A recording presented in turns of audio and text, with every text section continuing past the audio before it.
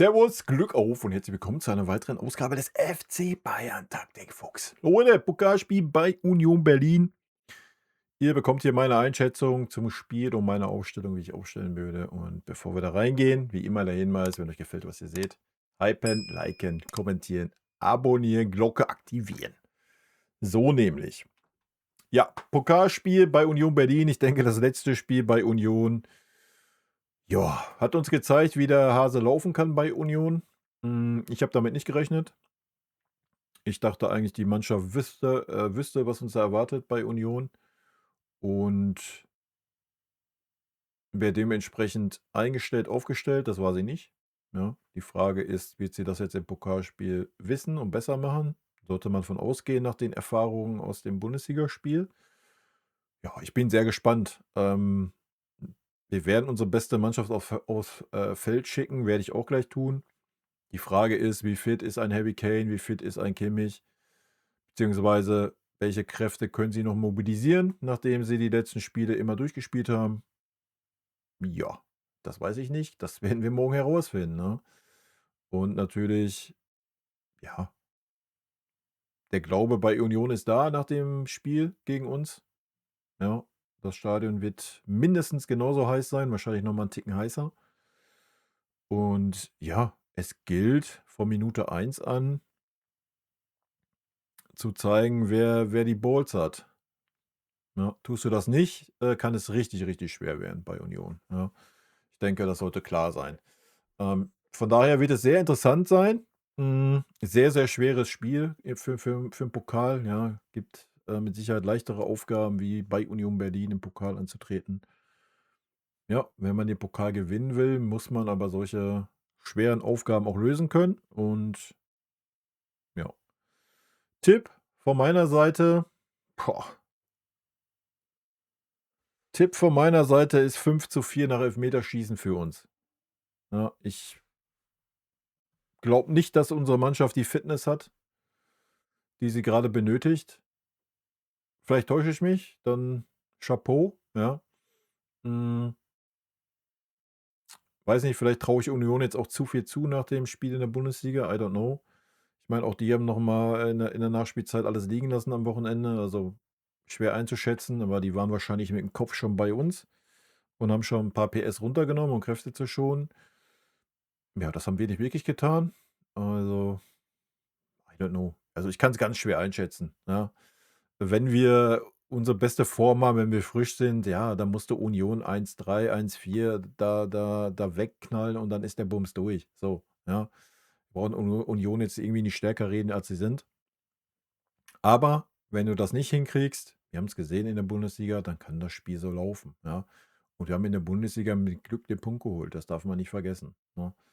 Also, von daher, es ist alles angerichtet, es ist alles drin. Es wird ein hochinteressantes Spiel werden, was super schwer vorherzusagen ist.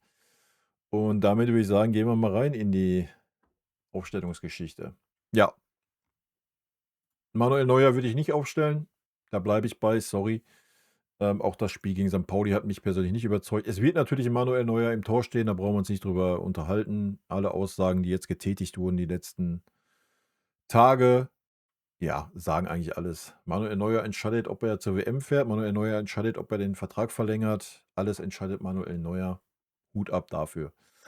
Ähm, Wenn mal, ich weiß gar nicht, irgendwer war es der Effe oder was? Ich weiß ja nicht. Irgendeiner hat doch auch ein paar kritische Worte gesagt Richtung Manuel Neuer.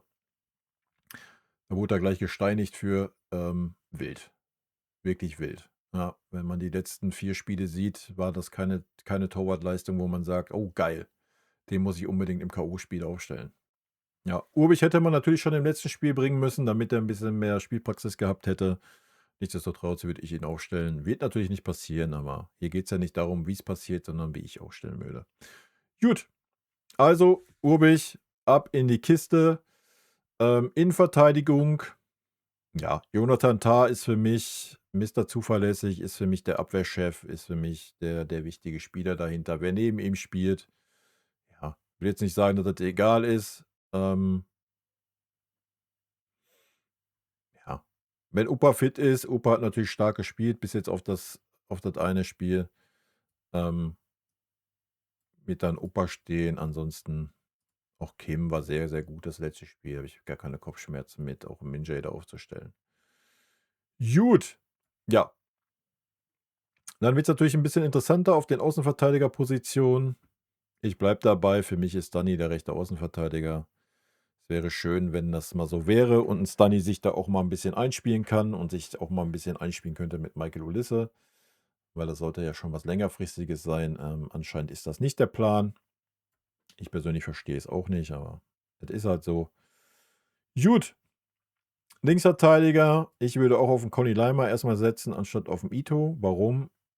Ich glaube nicht, dass Union so super offensiv sein wird und es wird viel, viel interessanter sein, dass wir mehr Sachen kreieren. Und da ist 'n Conny Laimer natürlich in dieser Mannschaft unverzichtbar. Alternativ könnte man natürlich sagen, man stellt 'n Conny Laimer nach rechts und 'n Ito nach links. Ja, den könnte ich mir auch noch anziehen, aber Stunny war eigentlich in ganz guter Form die letzten Spiele, fand ich. Von daher würde ich erstmal so anfangen, aber wie gesagt, die Alternative für mich, habe ich gerade gesagt, du stellst 'n Conny Laimer nach rechts und 'n Ito nach links, ja? Wir tragen jetzt hier aber natürlich mal 'n Sacher ein, ist natürlich auch 'ne Alternative, wenn irgendwie gar nichts mehr gehen sollte bei irgendjemanden.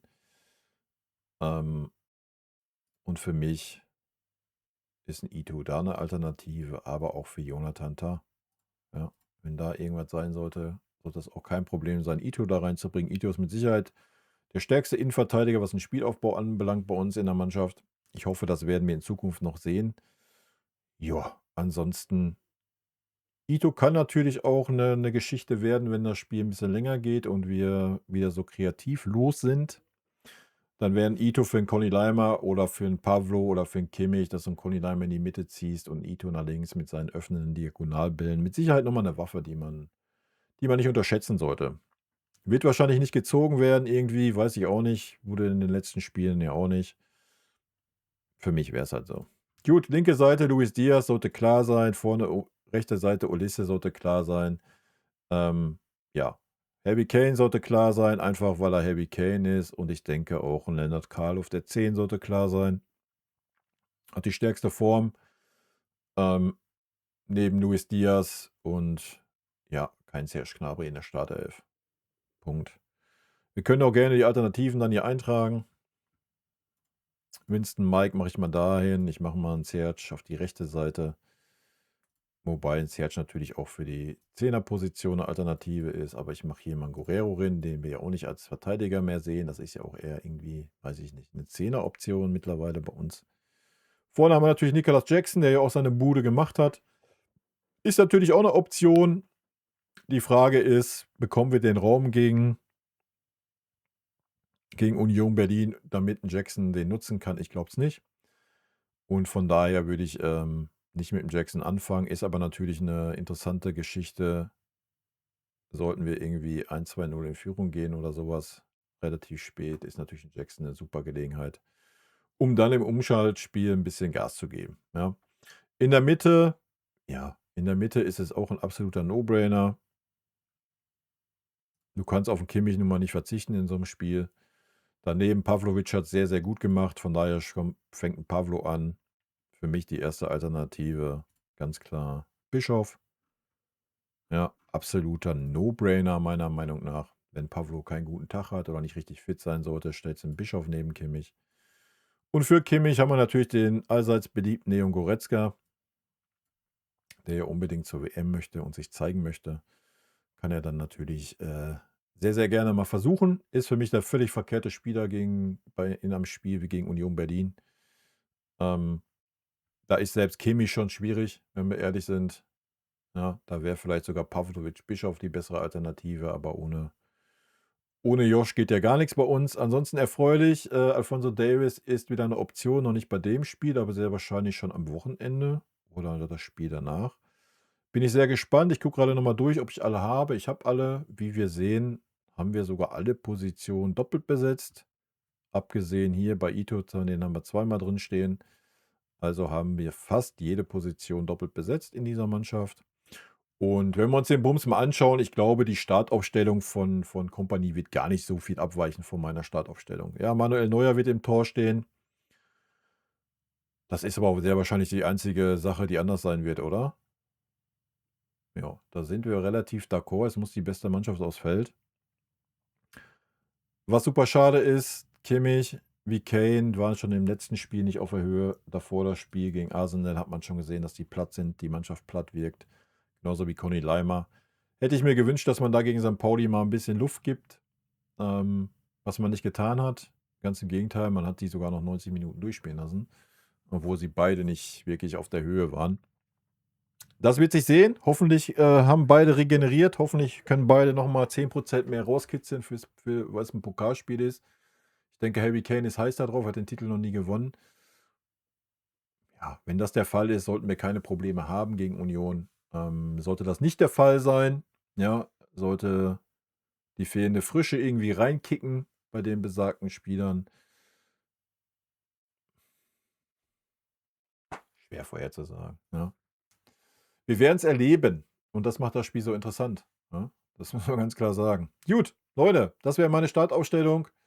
Rot-weiße Grüße gehen raus. Ich wünsche euch ein super gutes Spiel morgen. Hoffentlich mit einem besseren Ende für uns. Haut rein. Bis dann. Tschüssi. Vielen lieben Dank für euren Support hier auf dem Kanal. Und in diesem Sinne, gute Freunde kann niemand trennen.